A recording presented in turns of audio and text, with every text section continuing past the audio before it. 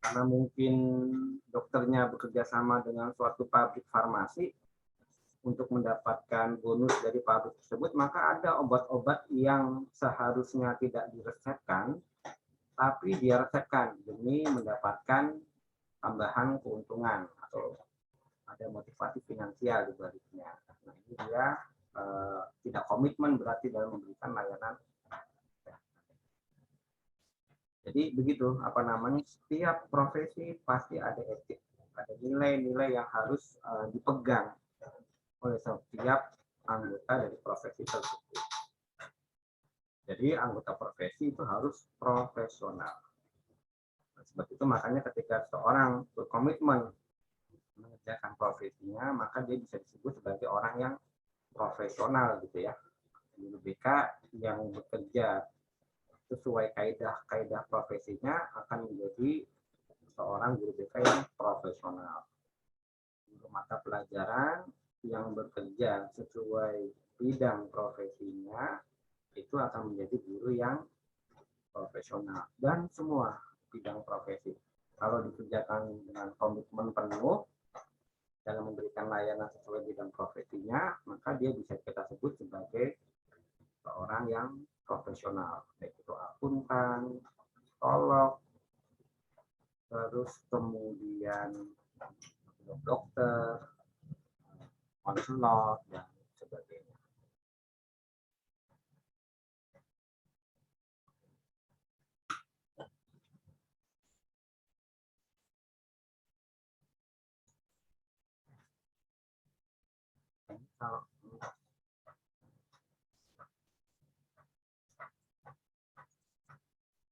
Oke, nah jadi ini pentingnya kode etik dalam sebuah profesi. Itu pertama ya melindungi profesi dari regulasi yang ada, lalu mengawasi ketidaksepakatan atau percekcokan internal di dalam sebuah anggota keprofesian itu ya. Dan yang paling penting itu melindungi praktisi dari masyarakat, khususnya yang berhubungan dengan gugatan malpraktek. Jadi inilah pentingnya sebuah kode etik ya. Jadi pertama ya tadi membuat profesi kita itu dipercaya. Kalau profesi kita dipercaya, itu kita bisa langgeng ya. Profesi kita bisa langgeng, bisa terus berjalan, tidak hilang. Terus kemudian mengawasi, nanti ada supervisi, mana anggota profesi ini yang malpraktek, mana yang tidak. Nah, terus kemudian kalau seandainya terjadi malpraktek, gitu ya, maka nanti anggota dari badan profesi itu akan bisa melindungi anggotanya gitu. Tidak ujuk-ujuk langsung di penjara gitu, tetapi disidangkan dulu, sidang etik dulu, diberikan kesempatan sidang etik dulu gitu ya. Jadi kalau langsung dibawa ke ranah hukum, bisa jadi yang mengadili itu tidak paham dengan kerja dari sebuah profesi gitu. Sehingga bisa jadi malah langsung dihukum. Dengan adanya kode etik, dugaan-dugaan malpraktek itu bisa disidangkan dalam sebuah badan. Jadi kalau di dalam bimbingan konseling itu namanya APIN. Kalau guru, profesi guru apa gitu ya, pakai tiap profesi itu pasti ada ininya, ada badannya, ada organisasinya.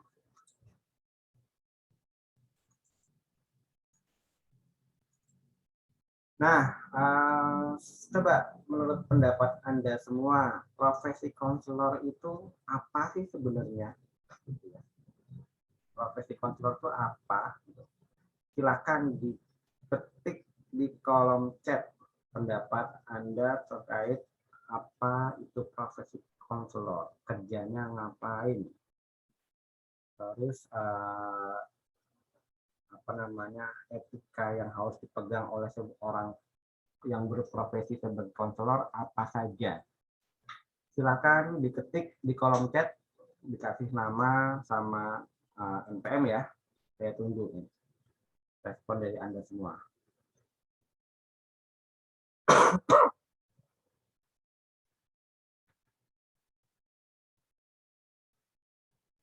Apa itu seorang konselor, profesi konselor?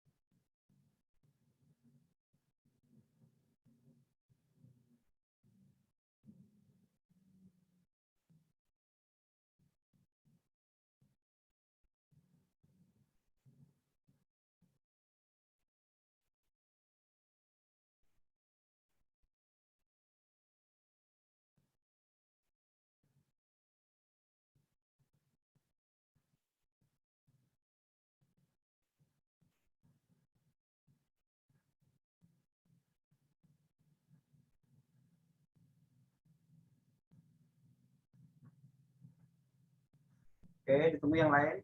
Siapa yang bisa memberikan? Silakan berikan jawaban di kolom chat. Apa itu profesi konselor?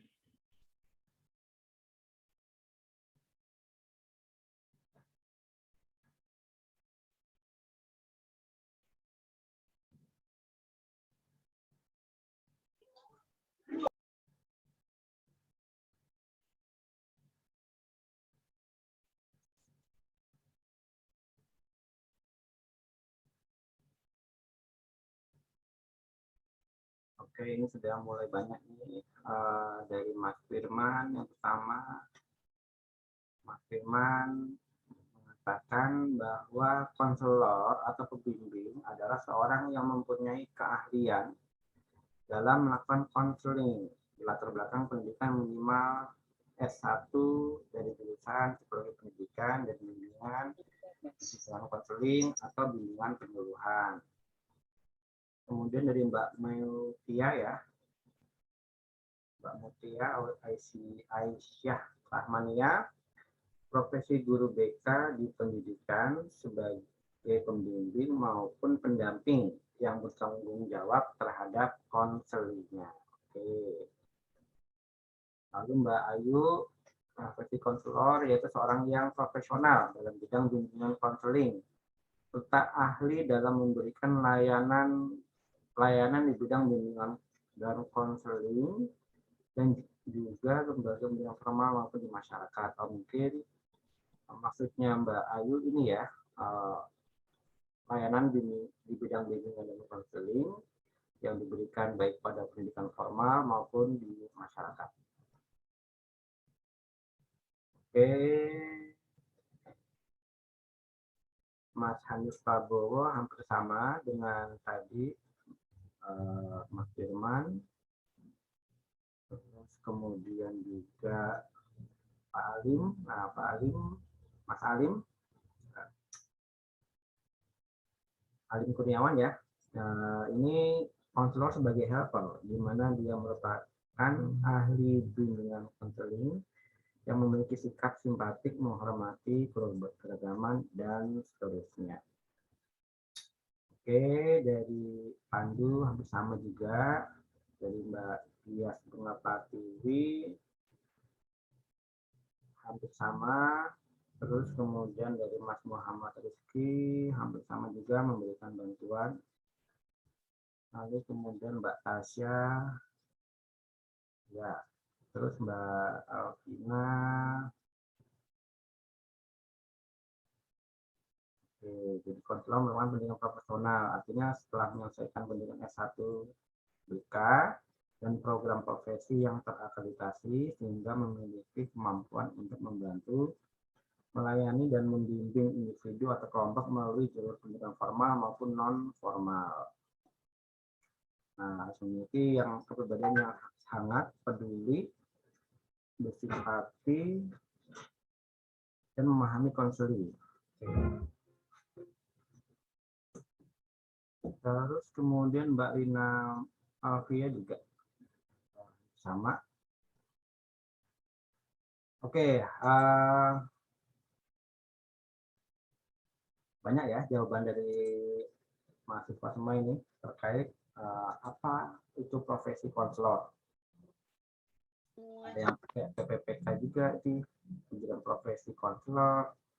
Ada yang cukup S1 BK bisa disebut sebagai orang konselor gitu. Jadi kalau secara umum profesi konselor itu sebetulnya ya memberikan tadi bantuan. Jadi seorang konselor itu tugas utamanya itu ya memberikan bantuan terhadap konseli gitu ya, memberikan bantuan terhadap konseli. Nah, bantuan tersebut nanti bisa berbagai macam cara bentuknya. Kalau di BK ada layanan-layanan itu ya. Kalau di psikologi ya teknik-teknik konseling individual juga banyak juga, teknik modifikasi perilaku juga banyak juga gitu. Nah, artinya secara umum profesi konselor itu ya memberikan bantuan atau memberikan layanan terhadap konseli gitu. Agar konseli itu bisa keluar dari masalahnya gitu ya. Atau agar konseli itu bisa berkembang secara maksimal sesuai dengan potensi yang dia miliki.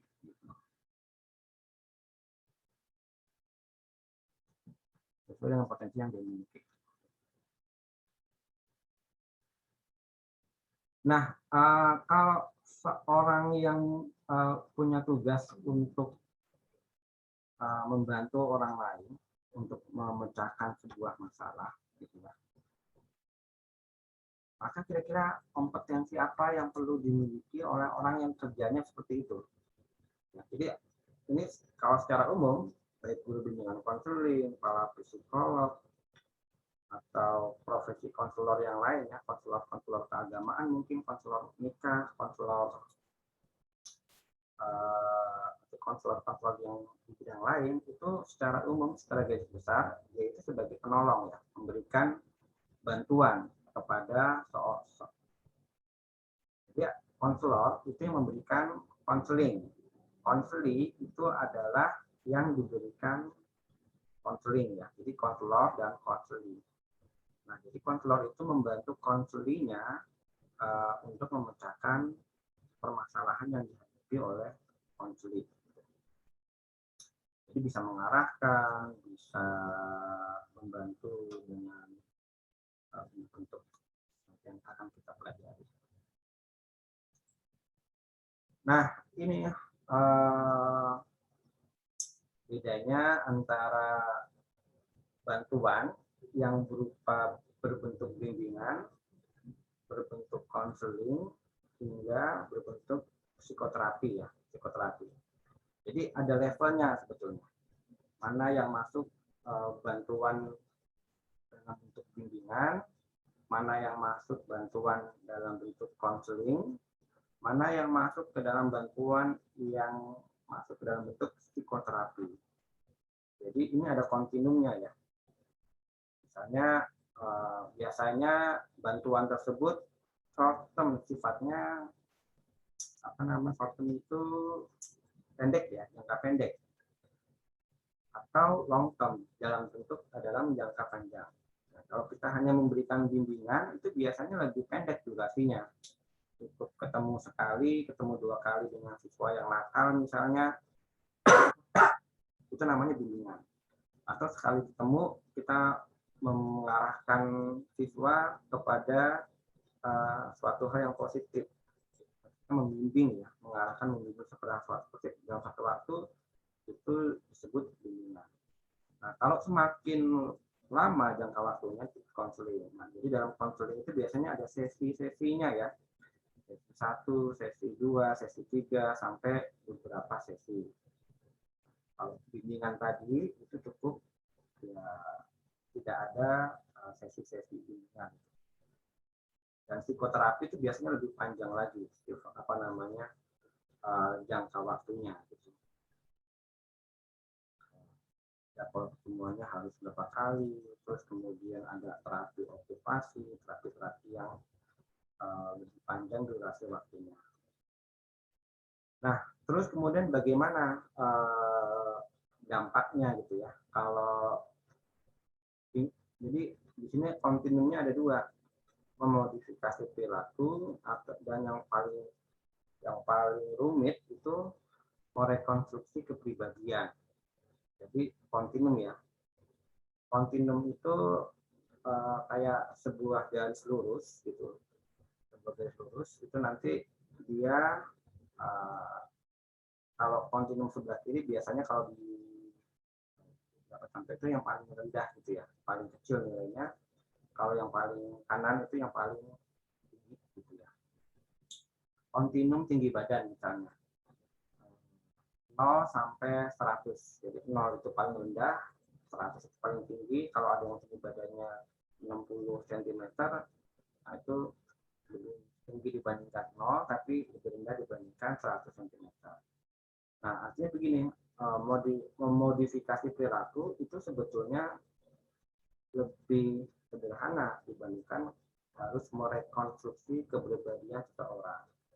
Nah, jadi kalau guidance, bimbingan itu dalam level-level yang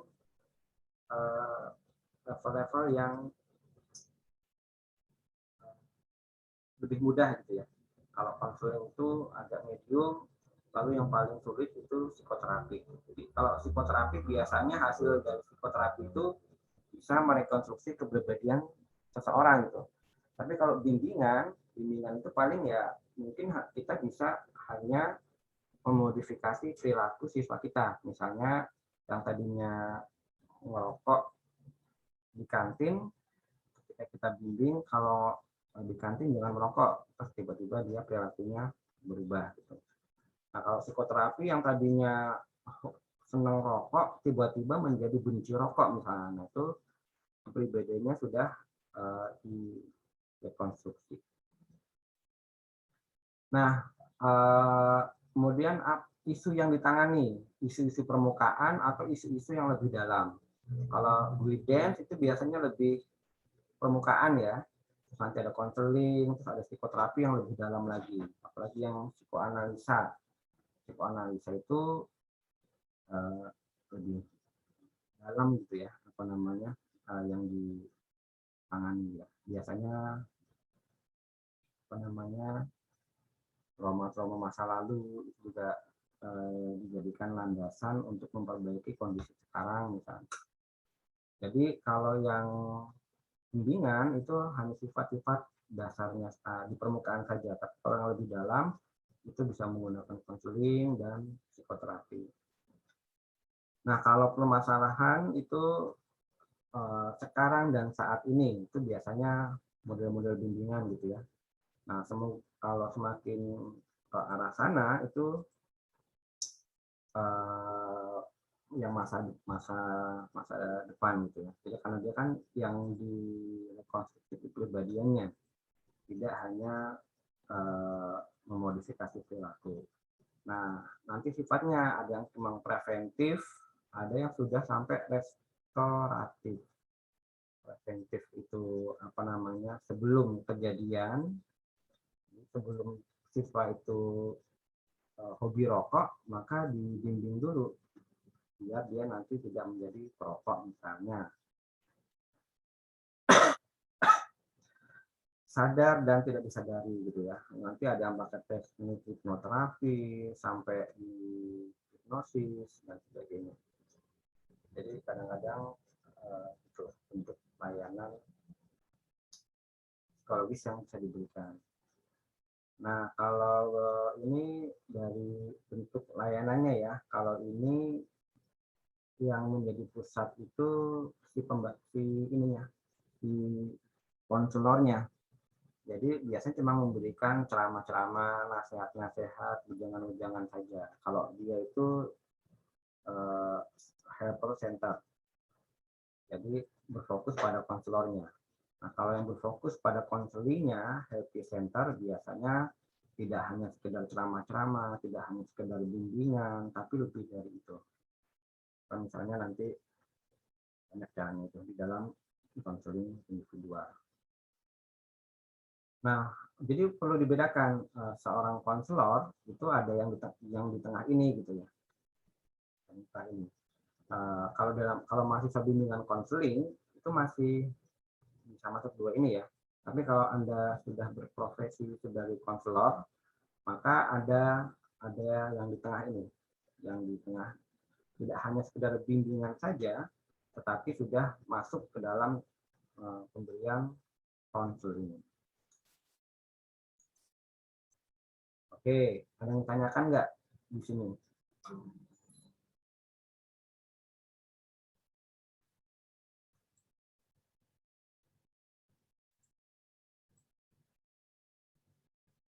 Kalau nggak ada, lanjut ya. Iya, Pak Satria. Apa? Oh ya, lanjut ya. Pak Satria izin bertanya. Oh ya, monggo, silakan. Ini kan berubah dengan profesi sebagai konselor, Pak ya. Saya masih bingung, Pak. Jadi kami ini kalau kita menempuh di pendidikan bimbingan dan konseling itu kita boleh disebut sebagai konselor atau tidak? Karena kalau saya melihat dari rujukan dari Pak Satria tadi, kalau misalnya sebagai konselor itu kita harus menempuh pendidikan profesi gitu, Pak. Ya. Makasih Pak Satria. Ya. Jadi sebenarnya kalau nanti kan ada ya kriteria S1 bimbingan konseling itu apa ininya, terus kewajibannya apa. S1 dan S2 bimbingan konseling nanti sebutannya apa, terus tugas-tugasnya apa saja. Nah, terus nanti juga ada yang S1 bimbingan konseling, S2 bimbingan konseling, dan dia sudah mengikuti kegiatan ikuti pendidikan profesi konselor PPPK ya. Maka dia nanti disebutnya apa, tugas dan tanggung jawabnya apa. Itu ada di dalam kode etik bimbingan dan konseling gitu ya. Coba mungkin nanti dicek saja, dibaca bedanya kualifikasi S1 bimbingan konseling, lulusan S1 bimbingan konseling dengan S1 bimbingan konseling dan kemudian dia sudah mengikuti program PPPK ya. Sehingga dia bisa mendapatkan gelar konselor. Sama sebetulnya, agak bedanya dengan guru mata pelajaran lulusan S1 guru pendidikan biologi gitu, terus kemudian dia mengikuti PPG sehingga dia bisa mendapatkan gelar GR, profesi guru gitu ya. Nah, kalau di profesi konselor itu ada tuh aturannya di Apkin ya. Saya juga agak kurang paham karena aturannya masih belum final gitu ya.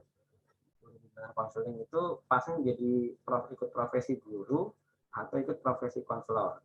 Kalau profesi guru mungkin maksudnya konselor sekolah, tapi kalau profesi konselor mungkin nanti dia bisa buka praktek dan sebagainya. Coba nanti dicek di kode etik Apkin dan standar kompetensi konselor yang berapa saya agak lupa itu. Itu ya Pak, nanti mungkin akan kita bahas lebih lanjut yang itu. Itu paling. Siap. Makasih Pak Satrio. Iya. Ya. Makasih Pak Satrio. Oke. Nah, ini ada 9 karakteristik yang efektif dari seorang konselor. Itu ada empati, menerima, terus kemudian apa namanya asli gitu ya, terus wellness,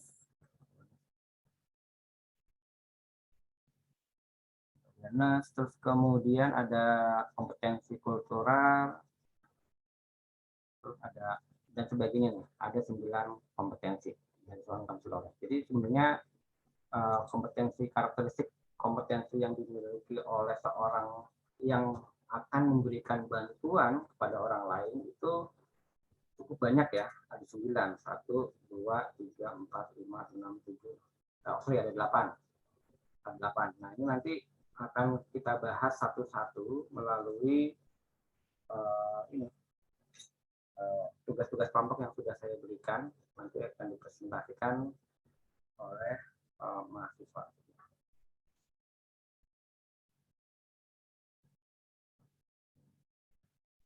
Nah, sekarang ada tugas buat Anda semua.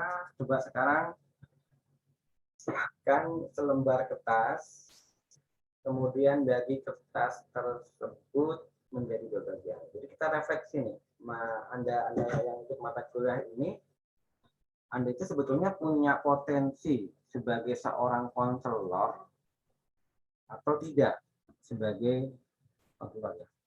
Jadi kan tadi kita tahu bahwa tugas utama seorang konselor itu memberikan bantuan terhadap konselingnya dalam mengatasi masalahnya. Karakteristik yang harus dia punya itu ada 8 tadi itu. Ada empati, ada sikap menghargai perbedaan, kemudian ada asli, wellness, sikap yang baik, gitu ya.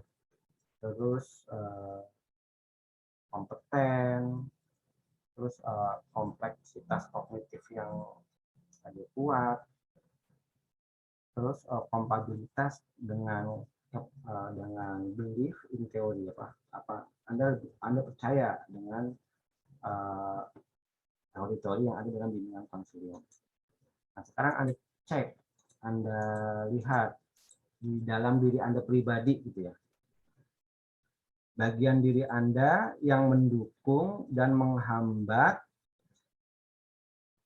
proses konseling. Jadi kalau Anda sebagai seorang konselor memberikan bantuan terhadap seorang konseli, maka proses-proses apa yang bisa mendukung dan menghambat potensi yang ada di dalam diri Anda ya, potensi yang Anda miliki. Apa saja yang mendukung, apa saja yang menghambat. Nah, sekarang siapkan lembar kertas, bagi kertas menjadi 2 bagian. Terus pada satu sisi berikan keterangan positif, sisi lainnya berikan keterangan yang negatif ya. Kalau positif itu yang mendukung proses konseling, yang negatif itu yang menghambat proses konseling. Nah, saya beri waktu 3 menit.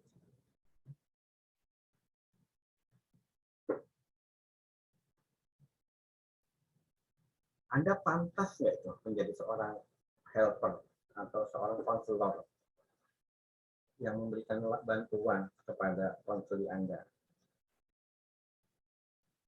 Ini dulu aja. Yang nomor 6 nanti saja dulu. Yang nomor 6 karena kita menggunakan ini ya, Zoom, tempatnya juga berjauhan. Jadi sampai nomor 5 dulu. Nah, nanti yang nomor 6 mungkin bisa dilakukan dengan tukaran WA. Oke, silakan 3 menit waktunya.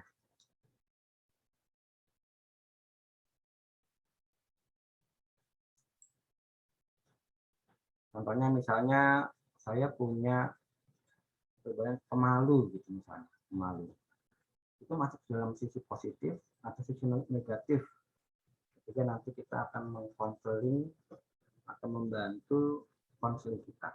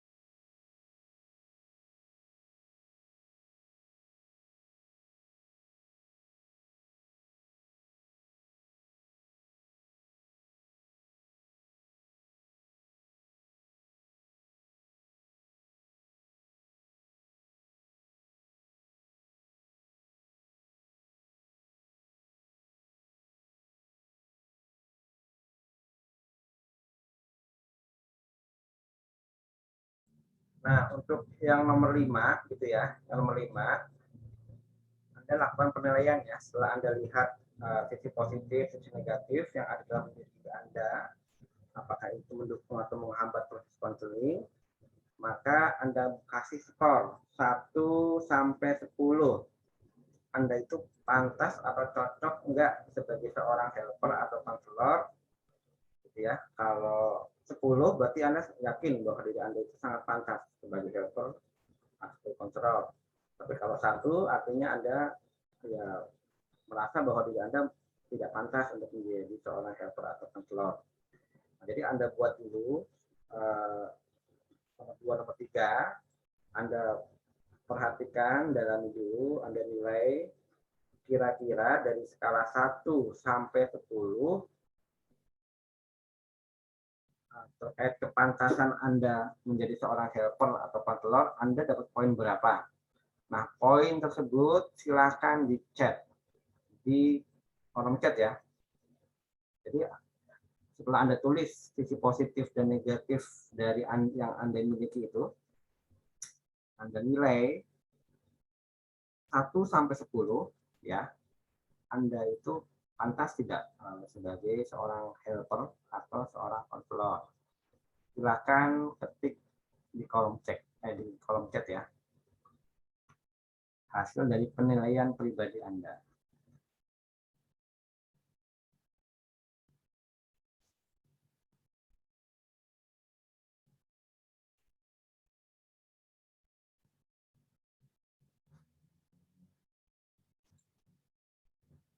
Jadi dipikir-pikir, direnungkan kembali, ini sisi positif saya, ini sisi negatif saya, terus beri penilaian terhadap diri Anda sendiri.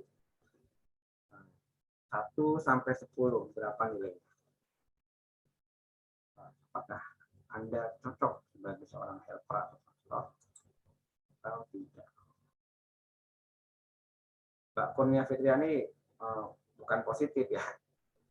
1 sampai 10, pilih Anda itu cocok tidak sebagai seorang konselor. Jadi 1 sampai 10, kalau 1 tidak cocok, tidak pantas, kalau yang 10 itu sangat pantas.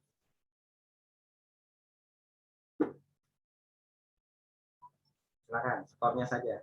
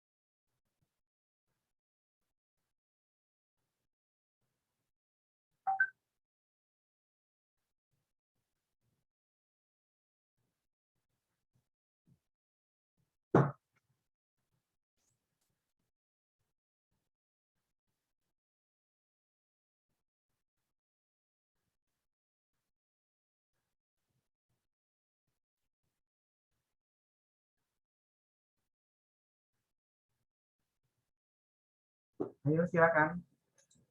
Beri penilaian terhadap diri Anda masing-masing terkait kepantasan menjadi seorang konselor di kolom chat.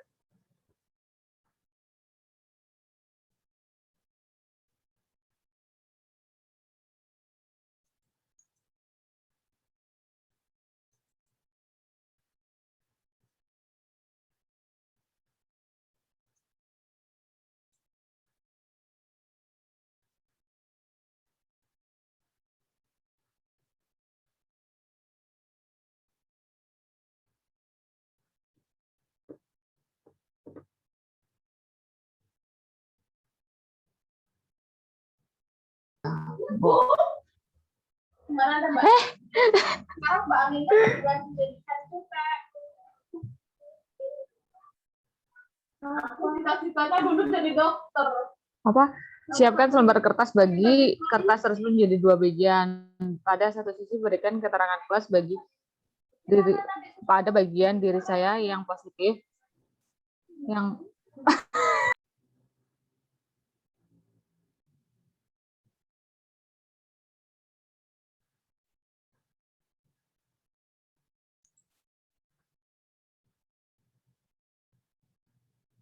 Satu ya yang memberikan jawaban. Ayo yang lain mungkin.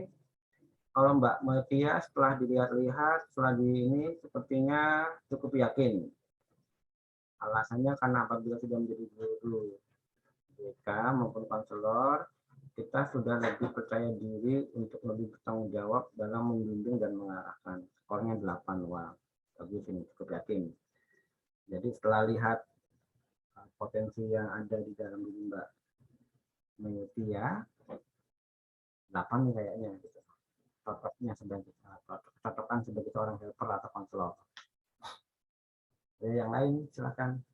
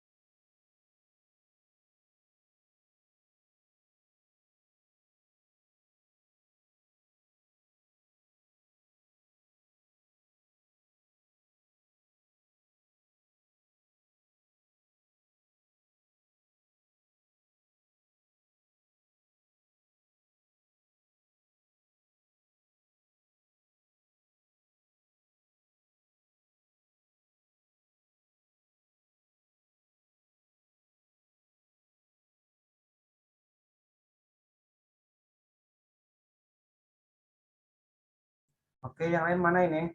Baru Mbak Meutia yang memberikan penilaian.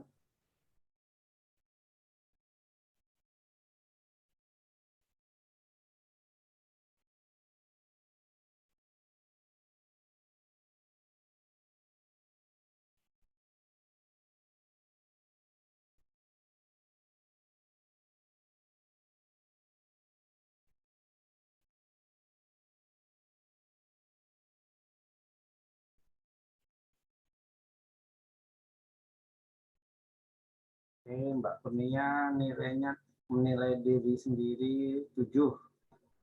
Nah, menjadi seorang helper atau konselor.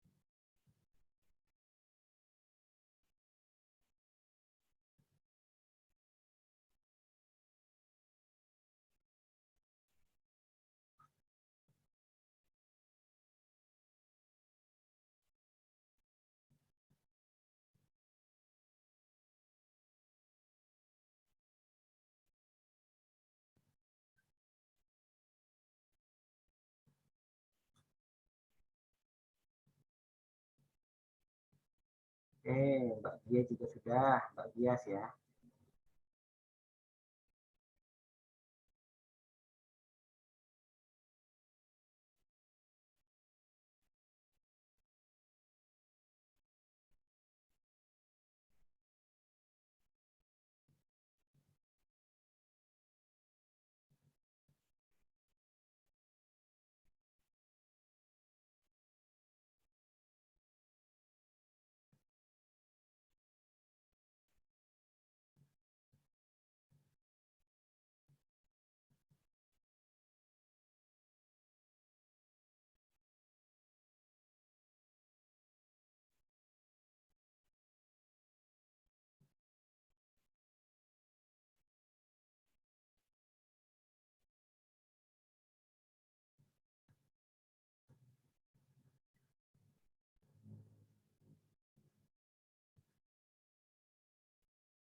Oke, Mas Alim juga sudah 8. Karena menjadi konselor akan dapat memahami perasaan konseling dengan baik dan akan berusaha memberikan pelayanan yang terbaik.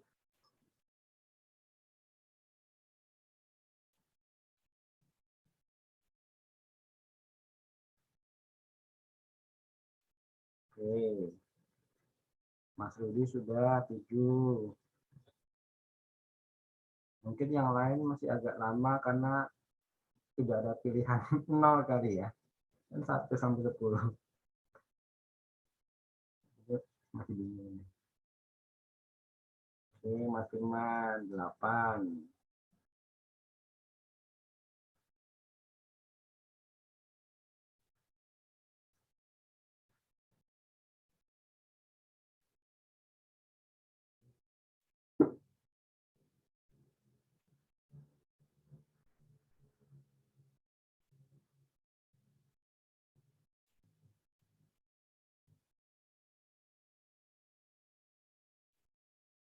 Mas Firman bilang 8 karena orangnya percaya diri, terbuka, terus siap membimbing orang lain untuk menjadi pribadi yang lebih baik. Kalau Mbak Mega 7, apa alasannya? Karena bisa menjadi pendengar yang baik. Mbak Mega ini punya potensi bisa biasa menjadi pendengar yang baik ya. Sehingga Mbak Mega menilai dirinya 7.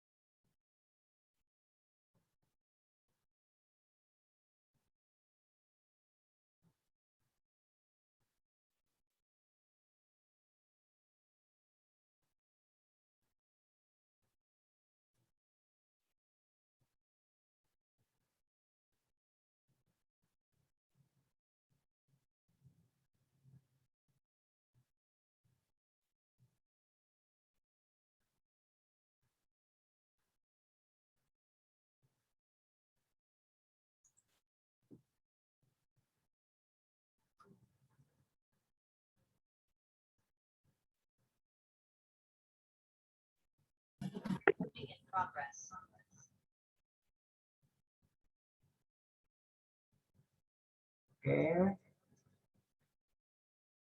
ini ada Mbak Alvina 5. Karena terlalu cuek ya, terlalu cuek sama lingkungan sekitar dan terlalu tertutup sama orang lain, artinya introvert.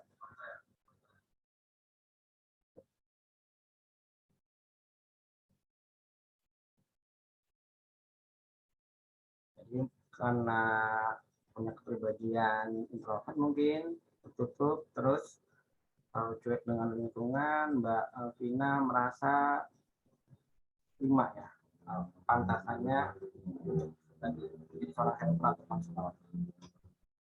Mbak Siti Rohani 7, karena punya potensi mampu memahami perasaan orang lain.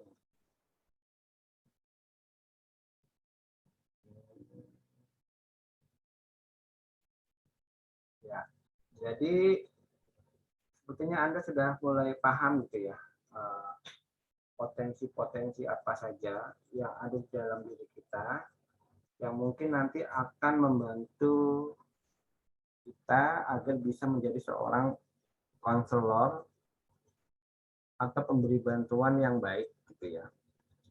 Tadi ya misalnya harus bisa memahami orang yang kita bantu, itu tadi sudah disebutkan oleh beberapa orang gitu ya. Jangan cuek dengan lingkungan, terus kemudian tidak tertutup sama orang lain, terus menjadi pendengar yang baik. Oke, terus percaya diri, terbuka. Mas Rudi, terus apa dia? Pendengar yang baik sudah.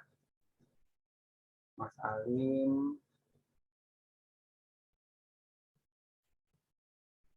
dapat memahami perasaan konseling. Ya, sama. Terus ada lagi ini kemampuan mengendalikan emosi atau kesulitan harus bisa mengekspresikan sesuatu dengan baik. Itu juga salah satu kapasitas pribadi yang mungkin dapat membantu kita menjadi seorang konselor yang baik. Terus ada lagi pendengar yang baik sudah, percaya diri sudah. Oke, jadi Anda bisa mulai memahami ya. Jadi kalau kita menjadi seorang yang ingin membantu orang lain atau ingin membantu konsuli, kapasitas potensi apa saja dari kita yang perlu kita kembangkan agar kita bisa menjadi seorang helper atau konselor yang baik. Baik itu nanti ketika menjadi seorang konselor di sekolah atau menjadi seorang guru bimbingan konseling di sekolah atau menjadi konselor di dalam setting masyarakat gitu ya, tidak di sekolah gitu, atau ketika menjadi konselor dalam kegiatan-kegiatan kemanusiaan, maka Anda tahu tuh apa saja potensi yang perlu Anda kembangkan di dalam diri Anda pribadi gitu ya. Nah tadi sebetulnya ya empati, kemampuan mendengarkan, kemampuan bersifat asli tidak berpura-pura gitu, mau mendengarkan dan semisalnya itu yang nanti akan kita pelajari pada pertemuan-pertemuan selanjutnya, itu menjadi beberapa hal yang mungkin bisa membantu kita untuk menjadi seorang konselor yang baik.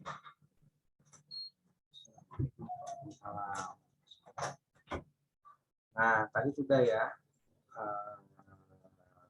Anda sudah melakukan, yang berkumpul mungkin masih belum menentukan ya, ada di titik mana gitu.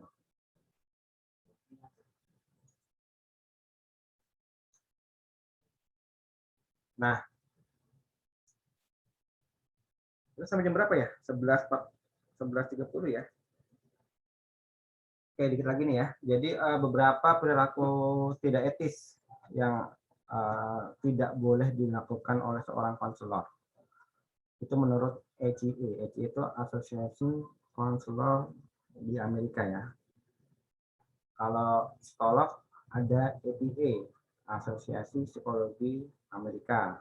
Kalau konselor ada ACA, Asosiasi Konselor Amerika ya. Pakai bahasa Inggris tapi. Yang pertama, pelanggaran kepercayaan. Jadi yang mungkin kalau Anda punya kepribadian yang tipenya ember gitu ya. Ini perlu Anda latih agar bisa menjaga rahasia dari konseling. Jadi agar si konseling percaya mau menceritakan cerita masalah yang ada di dalam dirinya kepada Anda semua, itu Anda harus punya kapasitas tidak ember ya, apa namanya, tidak mudah menceritakan rahasia dari konselingnya. Jadi kan ketika Anda melakukan konseling individual misalnya, memberikan layanan konseling individual, Anda itu biasanya pertama silakan bercerita, nanti kerahasiaan dijamin gitu ya. Anda sudah bilang begitu. Tiba-tiba masalah dari konseling ini Anda ceritakan di Facebook, di media sosial, atau kepada orang lain. Nah, ini Anda melanggar kode etik, tidak etik sebagai seorang konselor. Karena kerahasiaan dari konseling itu menjadi jaminan utama gitu ya.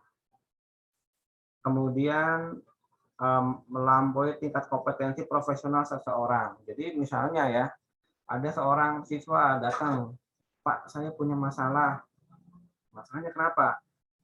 Masalahnya misalnya karena tidak bisa konsentrasi ketika belajar. Wah, sebagai seorang helper, sebagai seorang konselor di sekolah, Anda itu merasa bertanggung jawab untuk menyelesaikan masalah yang dia hadapi.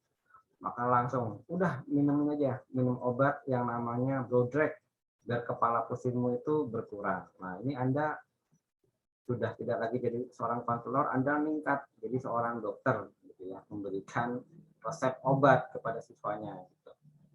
Nah, ini Anda melampaui tingkat kompetensi profesional, gitu ya. Jadi kalau ada orang siswa yang seperti itu ya, sebagai seorang konselor sekolah cukup diberikan rujukan. Oh, silakan ke puskesmas atau ke bidan atau ke apotek untuk menanyakan bagaimana cara mengatasi rasa pusing gitu ya akibat panasnya atau apanya gitu. Jadi jangan melampaui kompetensi Anda sebagai seorang konselor.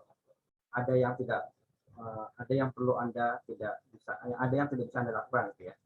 Ada yang perlu Anda rujuk gitu ya kepada ahli lain yang lebih kompeten. Kelalaian dalam praktek itu juga nggak boleh, itu tidak etik ya, tidak melanggar etika sebagai seorang konselor. Lalai dalam praktek. Nah, mengklaim keahlian yang tidak dimiliki hampir sama gitu ya. Jadi sebagai seorang konselor sekolah, selain membantu semua masalah siswa itu Anda bilang, oh ini keahlian saya gitu ya. Jadi dari konseling ini, konseling itu, Anda pokoknya merasa ahli dalam segala hal gitu. Ini juga tidak bisa ya. Cukup klaim keahlian yang Anda miliki dalam bidang profesi konseling gitu ya. Misalnya Anda sebagai seorang konselor tiba-tiba mengklaim, oh iya bisa nih saya bikin alat ukur untuk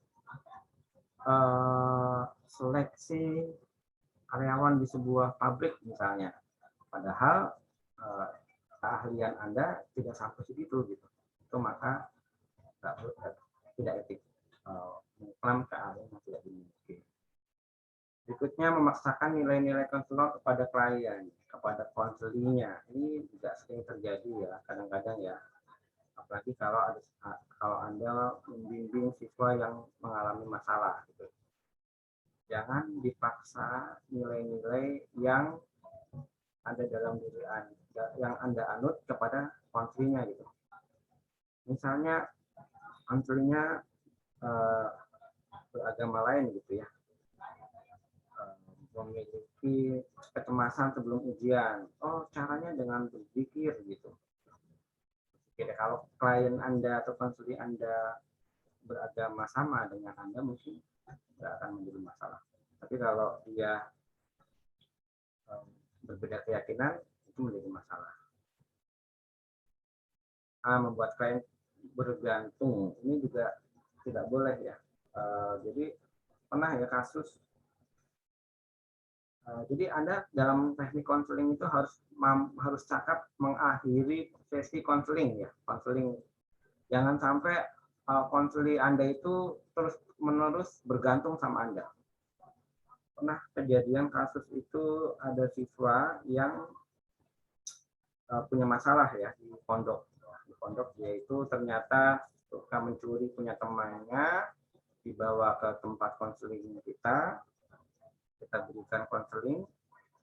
Nah, setelah itu dia WA terus, WA konselornya apa namanya terkait permasalahan yang dia hadapi. Ini dia tergantung dengan konselornya. Jadi jangan sampai kejadian seperti itu. Maka di dalam teknik konseling kan ada teknik mengakhiri sesi konseling yang bisa dilakukan ya. Namanya dalam konseling psikologi juga begitu, nggak boleh klien itu tergantung. Nah, ini yang paling bahaya ini, melakukan aktivitas seksual dengan klien, dengan konselingnya, apalagi kalau di ruang konseling yang individual itu kan berdua-duaan tuh, ada pelukan, ada misalnya, itu tidak etis. Jadi apalagi kalau di dalam budaya timur ya, memeluk orang lain, lawan jenis, itu bisa menjadi masalah. Maka ketika konselingnya kliennya nangis, jangan langsung Anda pelak-peluk gitu ya.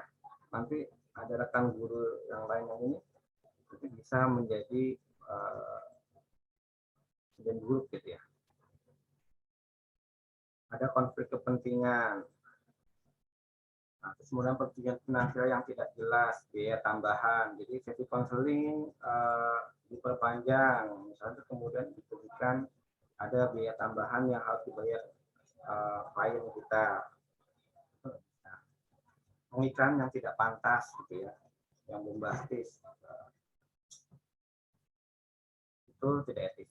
Dan plagiarisme itu juga tidak etis ya, tidak etis ya. Plagiarisme itu Anda mencontek karya orang lain tanpa menyebutkan sumbernya, itu juga tidak. Kalau Anda melakukan publikasi ilmiah ya, terutama skripsi atau ya Anda membuat artikel yang akan dipublikasikan, Anda mengutip orang lain, kemudian tidak disebutkan sumber kutipannya, itu masuk dalam plagiarisme. Kode etik bimbingan konseling Indonesia ada itu di APKIN. Anda coba tugasnya coba Anda cari di internet terkait kode etik bimbingan konseling. Kalau mata kuliah kode etik bimbingan konseling Anda semua sudah belajar belum ya? Gimana Mas Alim? Sudah pernah belajar kode etik bimbingan konseling?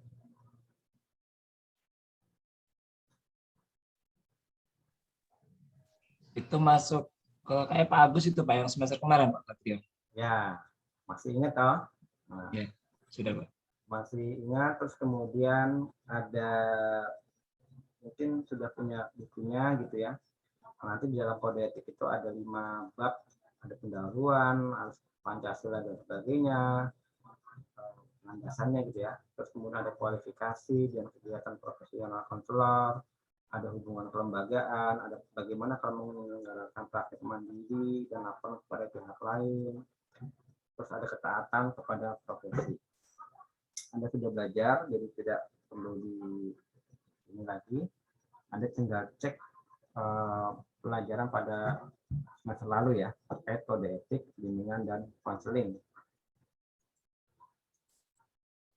Nah, ini dia kompetensi konselor yang perlu dimiliki.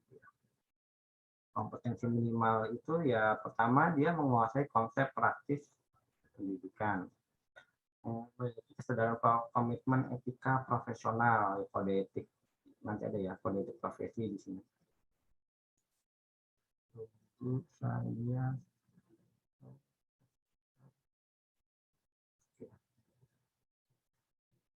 menguasai konsep perilaku dan perkembangan individu. Anda sudah belajar tuh mata kuliahnya, mata kuliah psikologi perkembangan, psikologi umum, terus dan lainnya. Menguasai konsep praksi asesmen, Anda belajar juga asesmen teknik tes, teknik non tes. Menguasai konsep dan praksis bimbingan dan konseling, Anda juga sudah belajar tuh praktikum konseling individu, konseling klasikal dan seterusnya.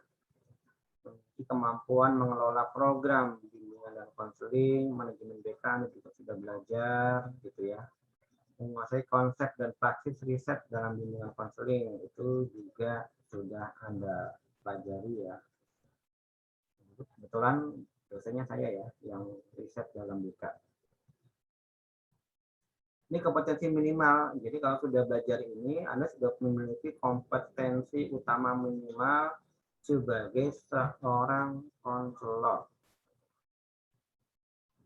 Baik seorang konselor di sekolah ya, sebagai guru BK nantinya. Nah, nanti ada sikap, pengetahuan, kesadaran, ada skills, tindakan. Nanti setting layanannya Anda sudah belajar semua itu. Ada di persekolahan, sebagai guru BK, ada di keluarga, ya. Terus ada di masyarakat. Anda bisa memberikan layanan di situ. Di sekolah jadi guru BK, keluarga sebagai konselor keluarga ya, masyarakat konselor. Nanti ada kode etik profesinya, kode etik profesi bimbingan konseling, terus kemudian landasan pendidikan, terus kemudian psikologis dan dan kultural. Jadi ini struktur kompetensi seorang konselor dari yang paling rendah ke yang paling tinggi sampai akhirnya Anda memiliki kompetensi utama minimal sebagai seorang konselor atau guru bimbingan konseling.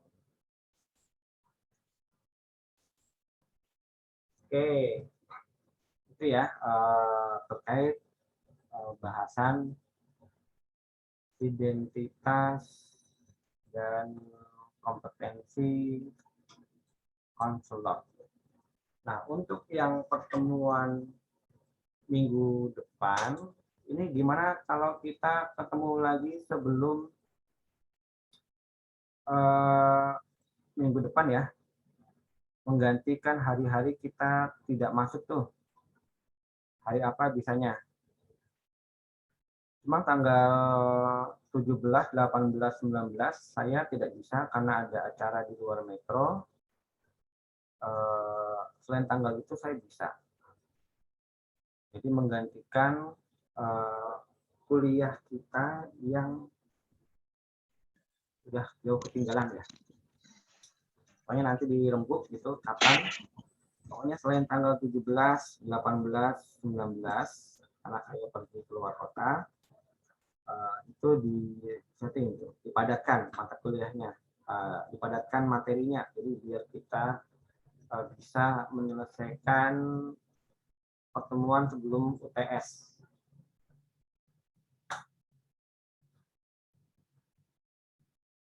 Oke, ada yang mau ditanyakan sampai sini?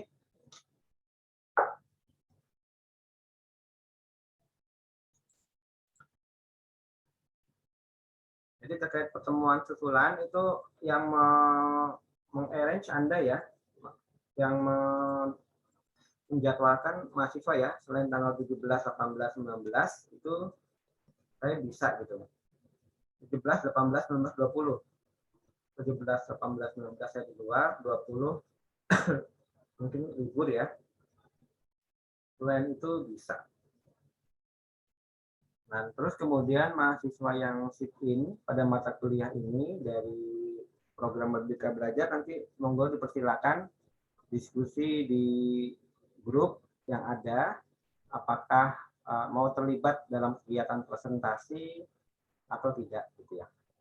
Dan nanti kalau terlibat dalam kegiatan presentasi, nanti ketika presenter ditunjuk sebagai presenter, kelompok presenter gitu, nanti terlibat juga dalam presentasi dan menanggapi forum diskusi saat kuliah nanti.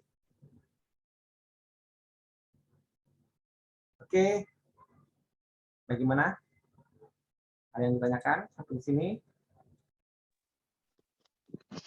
Pak, mohon maaf, kalau untuk kita cari jadwal untuk tambahan kita presentasi itu nanti satu hari itu khusus satu kelompok atau bagaimana, Pak?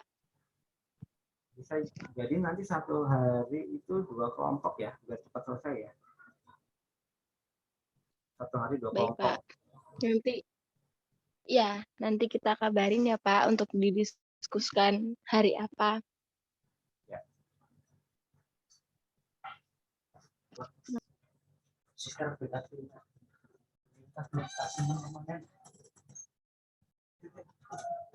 Oke, ada lagi yang bertanyakan?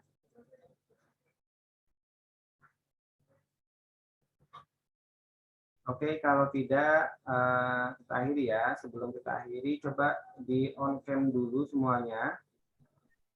Terus nanti yang menggunakan laptop bisa di screen capture. Mas Alim pakai laptop ya? Laptop Pak Satrio. Ya, nanti di screen capture ya. Ayo yang lain. Silakan dibuka kameranya, webcamnya, terus nanti kita screen capture.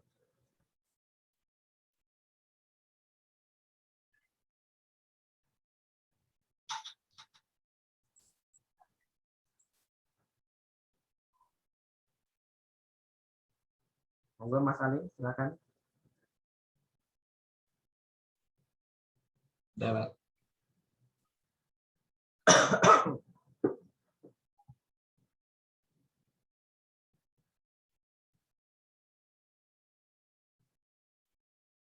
Satu, dua, tiga. Sudah Pak Satrio. Ya. Ya, hanya satu ini ya? Satu lembar? Dua. Dua Ada lembar dua, ya? Pak. Oke, siap. Dua screenshot. Nanti saya kirim ke Pak Satrio. Oke, terima kasih. Sama-sama, Pak. Ya. Oke, terima kasih ya semuanya. Kita akhiri kuliah kita. Alhamdulillahirrahmanirrahim. Wassalamualaikum warahmatullahi wabarakatuh. Waalaikumsalam warahmatullahi wabarakatuh. Terima kasih Bapak. Satrio. Terima kasih banyak, Pak.